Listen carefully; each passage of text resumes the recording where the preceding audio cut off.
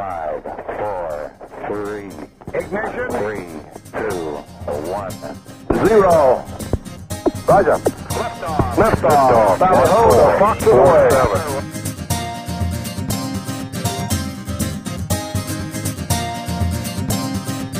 This is your Colbycast, a weekly roundup of news from the Colbyjack.net world headquarters, flavored with a healthy dose of fiction. A Princess of Mars by Edgar Rice Burroughs. Episode 8. Chapter 20. In the Atmosphere Factory. For 2 days I waited there for Kantos Khan. But as he did not come, I started off on foot in a northwesterly direction toward a point where he had told me lay the nearest waterway. My only food consisted of vegetable milk from the plants, which gave so bounteously of this priceless fluid. Through 2 long weeks I wandered, stumbling through the nights guided only by the stars and hiding during the days behind some protruding rock or among the occasional hills I traversed. Several times I was attacked by wild beasts, strange, uncouth monstrosities that leapt upon me in the dark, so that I had ever to grasp my long sword in my hand that I might be ready for them. Usually my strange, newly acquired telepathic power warned me in ample time. But once I was down with vicious fangs at my jugular and a hairy face pressed close to mine before I knew that I was even threatened. What manner of thing was upon me, I did not know. But that it was large and heavy and many-legged I could feel. My hands were at its throat before the fangs had a chance to bury themselves in my neck, and slowly I forced the hairy face from me and closed my fingers vice-like upon its windpipe. Without sound we lay there, the beast exerting every effort to reach me with those awful fangs, and I straining to maintain my grip and choke the life from it as I kept it from my throat. Slowly my arms gave to the unequal struggle, and inch by inch the burning eyes and gleaming tusks of my antagonist crept toward me, until, as the hairy face touched mine again, I realized that all was over. And then a living mass of destruction sprang from the surrounding darkness full upon the creature that held me, pinioned to the ground. The two rolled, growling upon the moss, tearing and rending one another in a frightful manner. But it was soon over, and my preserver stood with lowered head above the throat of the dead thing which would have killed me. The nearer moon, hurtling suddenly above the horizon and lighting up the Barsoomian scene, showed me that my preserver was Woola. But from whence he had come, or how found me, I was at a loss to know. That I was glad of his companionship it is needless to say, but my pleasure at seeing him was tempered by anxiety as to the reason of his leaving Dejah Thoris. Only her death, I felt sure, could account for his absence from her. So faithful I knew him to be to my commands.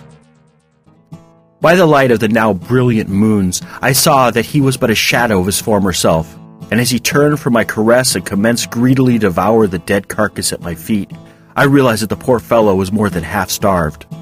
I myself was in but little better plight, but I could not bring myself to eat the uncooked flesh, and I had no means of making a fire. When Woola had finished his meal, I again took up my weary and seemingly endless wandering in a quest of the elusive waterway. At daybreak of the 15th day of my search, I was overjoyed to see the high trees that denoted the object of my search. About noon, I dragged myself wearily to the portals of a huge building which covered perhaps 4 square miles and towered 200 feet in the air. It showed no aperture in the mighty walls other than the tiny door at which I sank exhausted, nor was there any sign of life about it. I could find no bell or other method of making my presence known to the inmates of the place, unless a small round hole in the wall near the door was for that purpose. It was of about the bigness of a lead pencil, and thinking that it might be in the nature of a speaking tube, I put my mouth to it and was about to call into it when a voice issued from it asking me whom I might be, where from, and the nature of my errand. I explained that I had escaped from the Warhoons and was dying of starvation and exhaustion. You wear the metal of a green warrior and are followed by a kalot, yet you are of the figure of a red man. In color you are neither green nor red. In the name of the 9th day, what manner of creature are you? I am a friend of the red men of Barsoom, and I am starving. In the name of humanity, open to us, I replied. Presently, the door commenced to recede before me until it had sunk into the wall 50 feet. Then it stopped and slid easily to the left, exposing a short, narrow corridor of concrete, at the further end of which was another door, similar in every respect to the one I had just passed. No one was in sight, yet immediately we passed the first door. It slid gently into place behind us and receded rapidly to its original position in the front wall of the building. As the door had slipped aside, I had noted its great thickness, fully 20 feet, and as it reached its place once more after closing behind us, great cylinders of steel had dropped from the ceiling behind it and fitted their lower ends into apertures countersunk in the floor. A second and third door receded before me and slipped to one side as the first one before I reached a large inner chamber, where I found food and drink set out upon a great stone table. A voice directed me to satisfy my hunger and to feed my kalat, and while I was thus engaged, my invisible host put me through a severe and searching cross-examination. "Your statements are most remarkable," said the voice on concluding its questioning, "but you are evidently speaking the truth, and it is equally evident that you are not of Barsoom. I can tell that by the conformation of your brain, and the strange location of your internal organs, and the shape and size of your heart." "Can you see through me?" I exclaimed. "Yes, I can see all but your thoughts, and were you a Barsoomian, I could read those." Then a door opened at the far side of the chamber, and a strange, dried-up little mummy of a man came toward me. He wore but a single article of clothing or adornment, a small collar of gold from which depended upon his chest a great ornament as large as a dinner plate set solid with huge diamonds. Except for the exact center, which was occupied by a strange stone, an inch in diameter, that scintillated 9 different and distinct rays, the 7 colors of our earthly prism, and 2 beautiful rays which, to me, were new and nameless. I cannot describe them any more than you could describe red to a blind man. I only know that they were beautiful in the extreme. The old man sat and talked with me for hours, and the strangest part of our intercourse was that I could read his every thought while he could not fathom an iota from my mind unless I spoke. I did not apprise him of my ability to sense his mental operations, and thus I learned a great deal which proved of immense value to me later, and which I would never have known had he suspected my strange power. For the Martians have such perfect control of their mental machinery that they are able to direct their thoughts with absolute precision. The building in which I found myself contained the machinery which produces that artificial atmosphere which sustains life on Mars. The secret of the entire process hinges on the use of the 9th ray, one of the beautiful scintillations which I had noted emanating from the great stone in my host's diadem.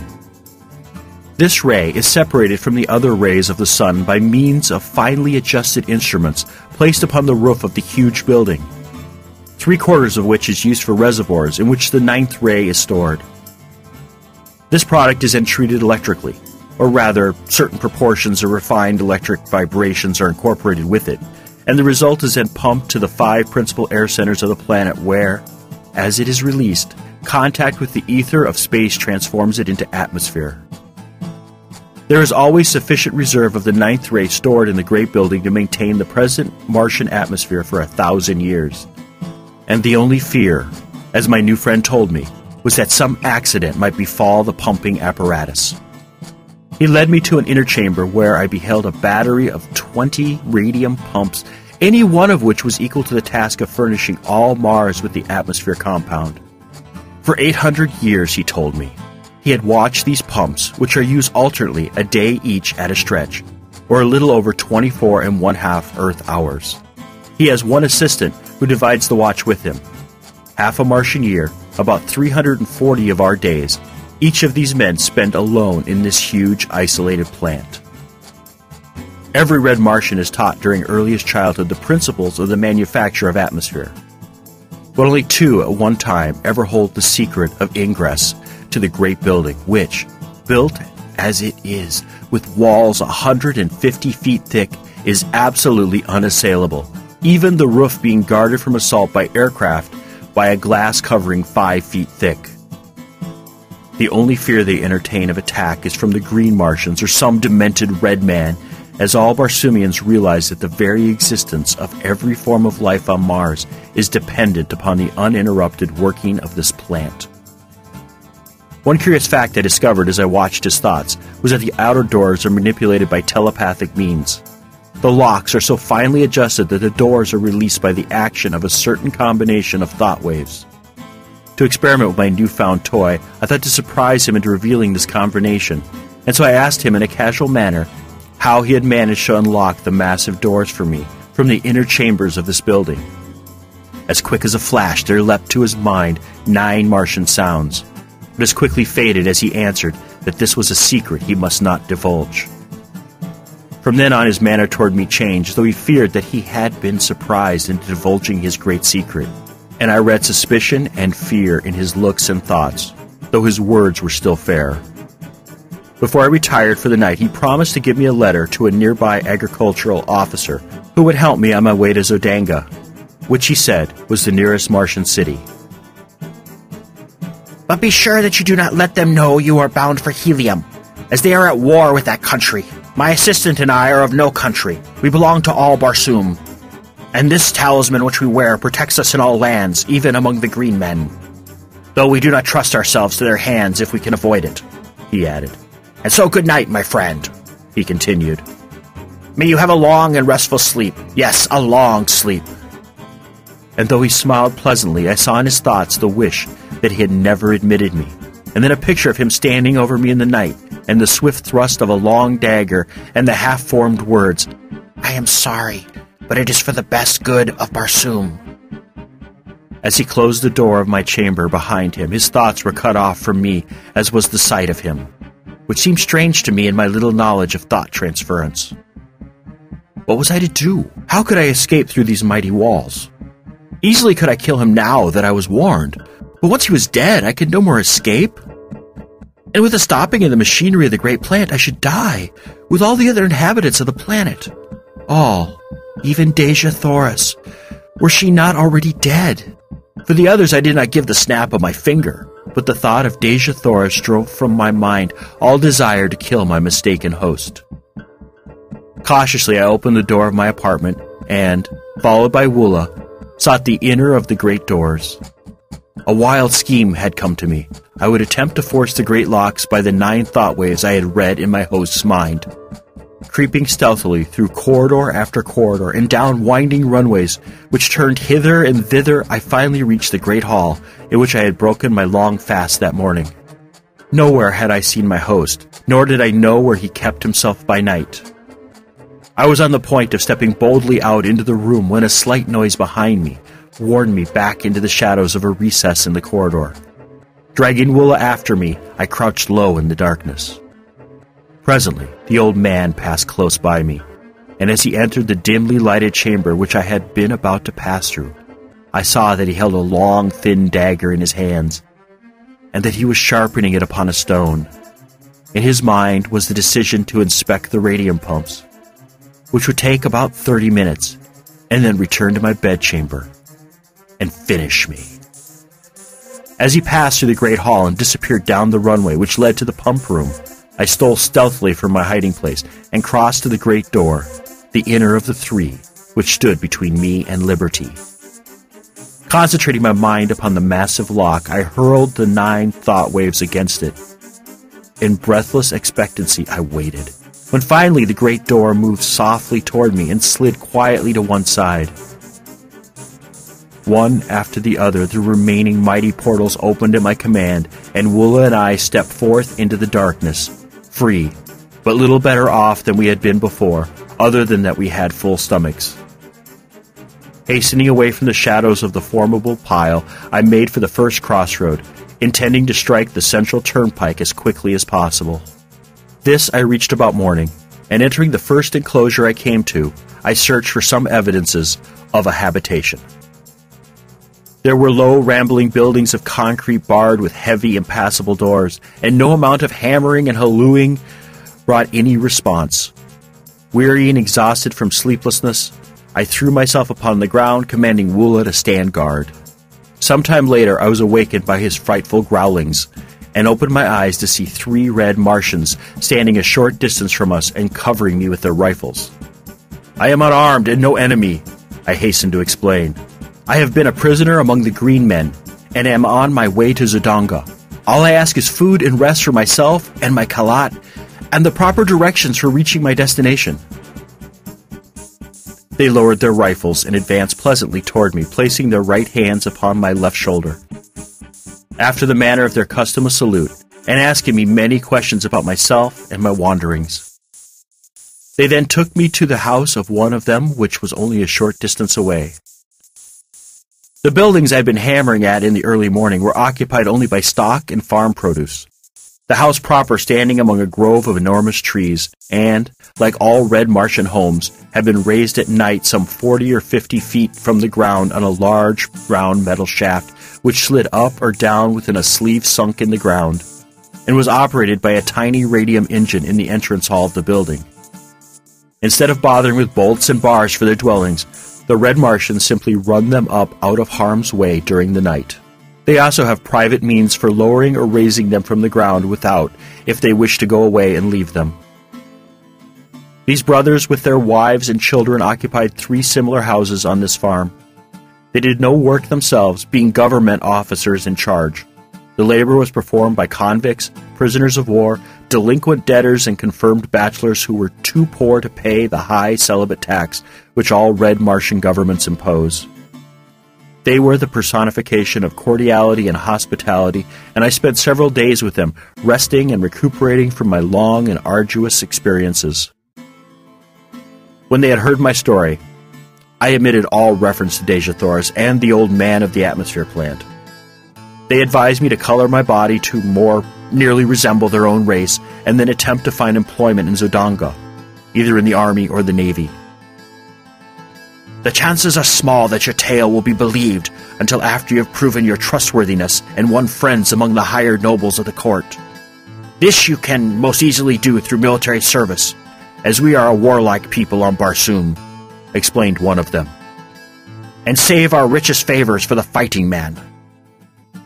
When I was ready to depart, they furnished me with a small domestic bull thoat, such as is used for saddle purposes by all Red Martians. The animal is about the size of a horse and quite gentle, but in color and shape an exact replica of his huge and fierce cousin of the wilds. The brothers had supplied me with a reddish oil, with which I had anointed my entire body, and one of them cut my hair, which had grown quite long in the prevailing fashion of the time, square at the back and banged in the front, so that I could have passed anywhere upon Barsoom as a full-fledged Red Martian. My medal and ornaments were also renewed in the style of a Zodangan gentleman attached to the House of Putor, which was the family name of my benefactors. They filled a little sack at my side with Zodangan money. The medium of exchange upon Mars is not dissimilar from our own, except that the coins are oval. Paper money is issued by individuals as they require it and redeemed twice yearly. If a man issues more than he can redeem, the government pays his creditors in full, and the debtor works out the amount upon the farms or in mines, which are all owned by the government. This suits everybody except the debtor, as it has been a difficult thing to obtain sufficient voluntary labor to work the great isolated farmlands of Mars, stretching as they do like narrow ribbons from pole to pole, through wild stretches peopled by wild animals and wilder men. When I mentioned my inability to repay them for their kindness to me, they assured me that I would have ample opportunity if I lived long upon Barsoom, and bidding me farewell, they watched me until I was out of sight upon the broad white turnpike. Chapter 21. An Air Scout for Zodanga. As I proceeded on my journey toward Zodanga, many strange and interesting sights arrested my attention, and at the several farmhouses where I stopped, I learned a number of new and instructive things concerning the methods and manners of Barsoom. The water which supplies the farms of Mars is collected in immense underground reservoirs at either pole from the melting ice caps, and pumped through long conduits to the various population centers. Along either side of these conduits and extending their entire length lie the cultivated districts. These are divided into tracts of about the same size, each tract being under the supervision of one or more government officers. Instead of flooding the surface of the fields and thus wasting immense quantities of water by evaporation, the precious liquid is carried underground through a vast network of small pipes directly to the roots of the vegetation. The crops upon Mars are always uniform, for there are no droughts, no rains, no high winds, and no insects or destroying birds. On this trip, I tasted the first meat I had eaten since leaving Earth. Large, juicy steaks and chops from the well-fed domestic animals of the farms. Also, I enjoyed luscious fruits and vegetables, but not a single article of food which was exactly similar to anything on Earth. Every plant and flower and vegetable and animal had been so refined by ages of careful, scientific cultivation and breeding that the like of them on Earth dwindled into pale, gray, characterless nothingness by comparison. At a second stop, I met some highly cultivated people of the noble class, and while in conversation, we chanced to speak of Helium. One of the older men had been there on a diplomatic mission several years before, and spoke with regret of the conditions which seemed destined ever to keep these two countries at war. Helium, he said, rightly boasts the most beautiful women of Barsoom, and of all her treasures, the wondrous daughter of Moor's Kajak, Dejah Thoris, is the most exquisite flower. Why, he added, the people really worship the ground she walks upon, and since her loss on that ill-starred expedition, all Helium has been draped in mourning. That our ruler should have attacked the disabled fleet as it was returning to Helium was but another of his awful blunders, which I fear will sooner or later compel Zodanga to elevate a wiser man to his place. Even now, though our victorious armies are surrounding Helium, the people of Zodanga are voicing their displeasure. For the war is not a popular one, since it is not based on right or justice. Our forces took advantage of the absence of the principal fleet of Helium on their search for the princess. And so we have been able easily to reduce the city to a sorry plight. It is said she will fall within the next few passages of the further moon. And what, think you, may have been the fate of the princess Dejah Thoris? I asked as casually as possible. She is dead, he answered. This much was learned from a green queen recently captured by our forces in the south. She escaped from the hordes of Thark with a strange creature of another world, only to fall into the hands of the Warhoons. Their throats were found wandering upon the sea bottom, and evidences of a bloody conflict were discovered nearby. While this information was in no way reassuring, neither was it at all conclusive proof of the death of Dejah Thoris, and so I determined to make every possible effort to reach Helium as quickly as I could and carry to Tardos Morse such news of his granddaughter's possible whereabouts as lay in my power. 10 days after leaving the three Pator brothers, I arrived at Zodanga. From the moment that I had come in contact with the red inhabitants of Mars, I had noticed that Woola drew a great amount of unwelcome attention to me, since a huge brute belonged to a species which is never domesticated by the red men. Were one to stroll down Broadway with a Numidian lion at his heels, the effect would be somewhat similar to that which I should have produced had I entered Zodanga with Woola. The very thought of parting with the faithful fellow caused me so great regret and genuine sorrow that I put it off until just before we arrived at the city's gates. But then, finally, it became imperative that we separate. Had nothing further than my own safety or pleasure been at stake, no argument could have prevailed upon me to turn away the one creature upon Barsoom that had never failed in a demonstration of affection and loyalty. But as I would willingly have offered my life in the service of her in search of whom I was about to challenge the unknown dangers of this, to me, mysterious city, I could not permit even Woola's life to threaten the success of my venture, much less his momentary happiness, for I doubted not he soon would forget me. And so I bade the poor beast to an affectionate farewell, promising him, however, that if I came through my adventure in safety, that in some way I should find the means to search him out. He seemed to understand me fully, and when I pointed back in the direction of Thark, he turned sorrowfully away. Nor could I bear to watch him go, but resolutely set my face toward Zodanga, and with a touch of heart-sickness, approached her frowning walls. The letter I bore from them gained me immediate entrance to the vast walled city. It was still very early in the morning, and the streets were practically deserted. The residences, raised high upon their metal columns, resembled huge rookeries, while the uprights themselves presented the appearance of steel tree trunks. The shops, as a rule, were not raised from the ground, nor were their doors bolted or barred, since thievery is practically unknown upon Barsoom. Assassination is the ever-present fear of all Barsoomians, and for this reason alone their homes are raised high above the ground at night, or in times of danger. The Pator brothers had given me explicit directions for searching the point of the city where I could find living accommodations and be near the offices of the government agents to whom they had given me letters.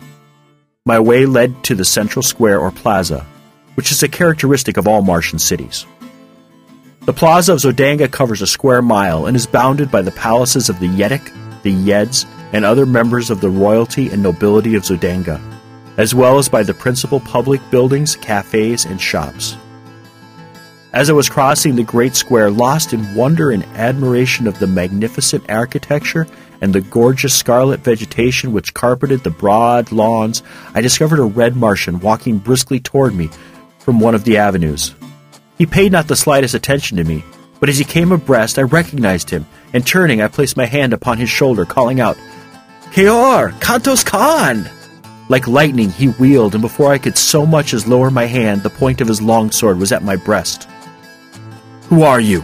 he growled, and then, as a backward leap carried me 50 feet from his sword, he dropped the point to the ground and exclaimed, laughing, "I do not need a better reply. There is but one man upon all Barsoom who can bounce about like a rubber ball.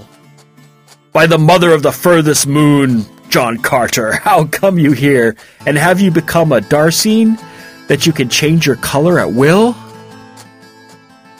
"You gave me a bad half-minute, my friend," he continued, after I had briefly outlined my adventures since parting with him in the arena at Warhoon. "Were my name and city known to the Zodangans, I would shortly be sitting on the banks of the lost Sea of Chorus with my revered and departed ancestors. I am here in the interests of Tardos Mors, Yedik of Helium, to discover the whereabouts of Dejah Thoris, our princess. Sabthan, Prince of Zodanga, has her hidden in the city and has fallen madly in love with her. His father, Thankosis, Yedik of Zodanga, has made her voluntary marriage to his son the price of peace between our countries. But Tardos Mors will not accede to the demands and has sent word that he and his people would rather look upon the dead face of their princess than see her wed to any than her own choice, and that personally he would prefer being engulfed in the ashes of a lost and burning Helium to joining the metal of his house with that of Thankosis. His reply was the deadliest affront he could have put upon Thankosis and the Zodangans, but his people love him the more for it, and his strength in Helium is greater today than ever. I have been here 3 days," continued Kantos Khan, "but I have not yet found where Dejah Thoris is imprisoned.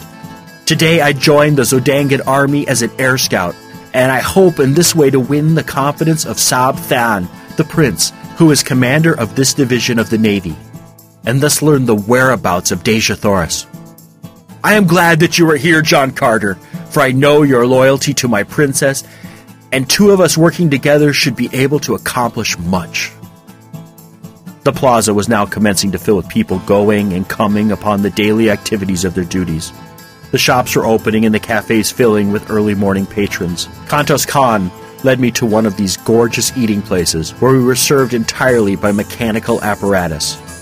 No hand touched the food from the time it entered the building in its raw state until it emerged hot and delicious upon the tables before the guests, in response to the touching of tiny buttons to indicate their desires. After our meal, Kantos Khan took me with him to the headquarters of the Air Scout Squadron, and introducing me to his superior, asked that I be enrolled as a member of the Corps. In accordance with custom, an examination was necessary, but Kantos Khan had told me to have no fear on this score, as he would attend to that part of the matter. He accomplished this by taking my order for examination to the examining officer and representing himself as John Carter. "This ruse will be discovered later," he cheerfully explained, "when they check upon my weights, measurements, and other personal identification data. But it will be several months before this is done, and our mission should be accomplished or have failed long before that time." The next few days were spent by Kantos Khan in teaching me the intricacies of flying and of repairing the dainty little contrivances which the Martians use for this purpose. The body of the one-man aircraft is about 16 feet long, 2 feet wide, and 3 inches thick, tapering to a point at each end. The driver sits on top of this plane upon a seat constructed over the small, noiseless radium engine which propels it, The medium of buoyancy is contained within the thin metal walls of the body and consists of the 8th Barsoomian ray, or ray of propulsion, as it may be termed in view of its properties. This ray, like the 9th ray, is unknown on Earth, but the Martians have discovered that it is an inherent property of all light, no matter from what source it emanates. They have learned that it is the solar 8th ray which repels the light of the sun to the various planets, and that it is the individual 8th ray of each planet which reflects or propels the light thus obtained out into space once more. The 8th solar ray would be absorbed by the surface of Barsoom, but the Barsoomian 8th ray, which tend to propel light from Mars into space, is constantly streaming out from the planet, constituting a force of repulsion of gravity, which when confined is able to lift enormous weights from the surface of the ground. It is this ray which has enabled them to so perfect aviation that battleships far outweighing anything known upon Earth sail as gracefully and lightly through the thin air of Barsoom as a toy balloon in the heavy atmosphere of Earth. During the early years of the discovery of this ray, many strange accidents occurred before the Martians learned to measure and control the wonderful power they had found. In one instance, some 900 years before, the first great battleship to be built with 8th ray reservoirs was stored with too great a quantity of the rays and had sailed up from Helium with 500 officers and men, never to return.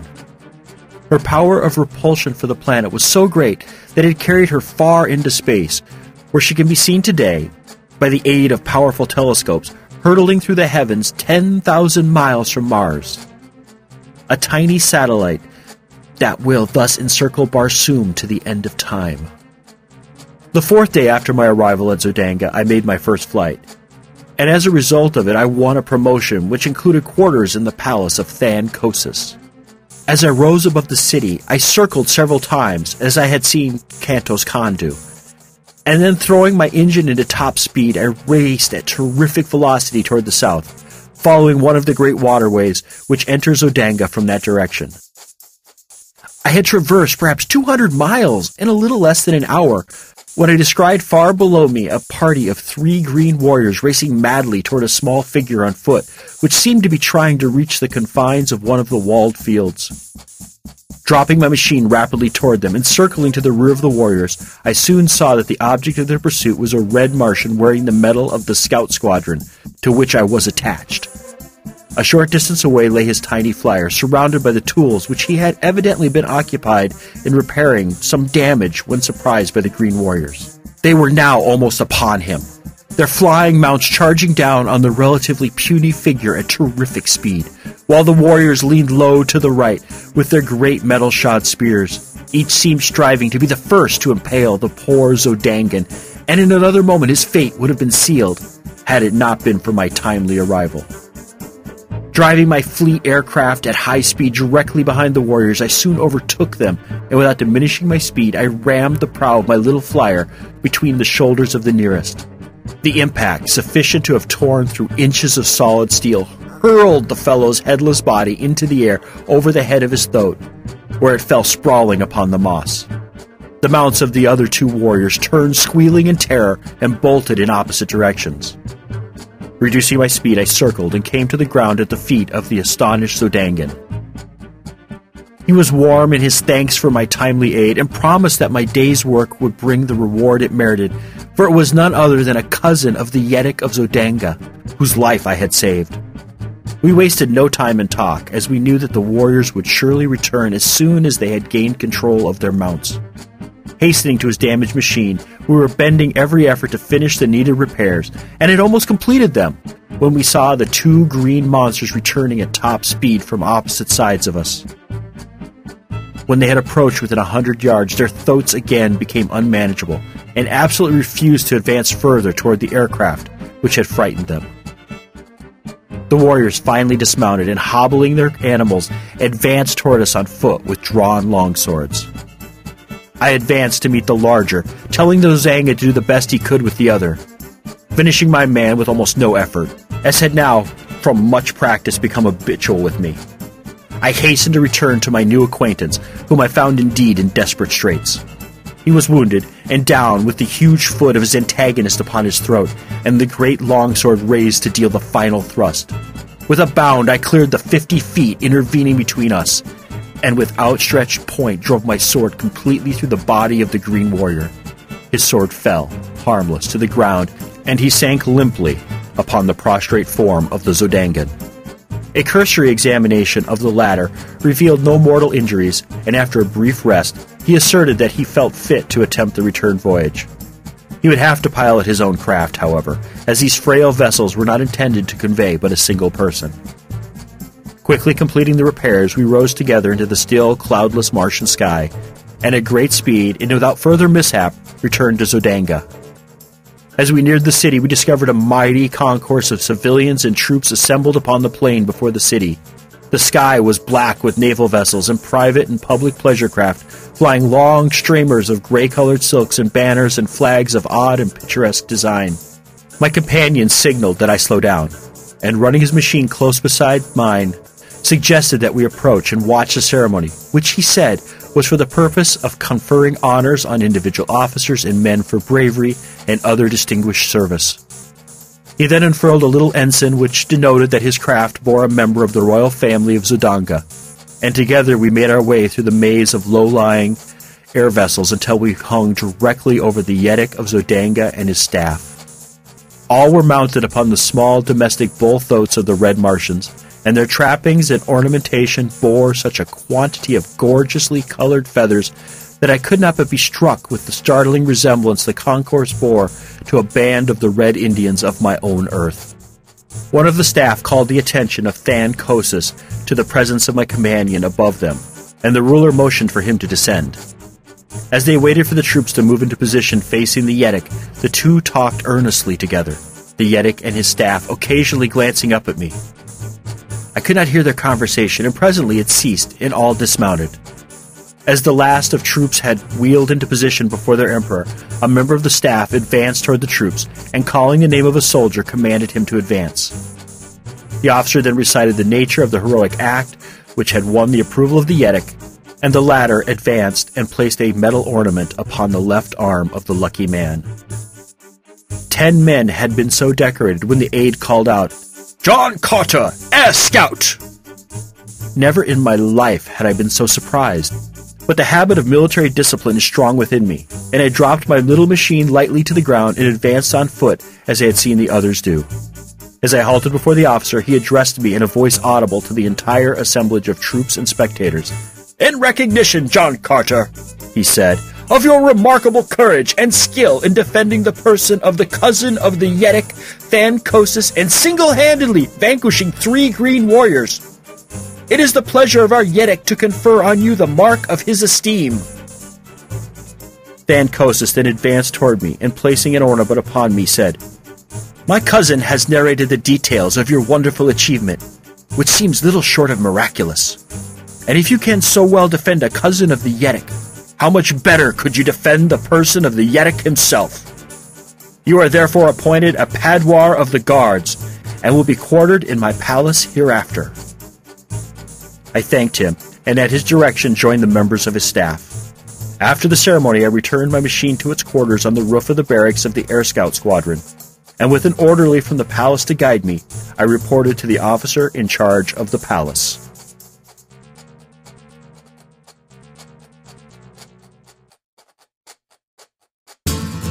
This has been a Colbycast episode. This work is distributed under a Creative Commons Attribution, Non-Commercial, No Derivatives license. Share it, link it, blog it, talk about it. As Woody Guthrie said, this song is copyrighted in the U.S. under seal of copyright number 154085 for a period of 28 years, and anybody caught singing it without our permission will be a mighty good friend to ourn, cause we don't give a darn. Publish it, write it, sing it, swing to it, yodel it. We wrote it, that's all we wanted to do.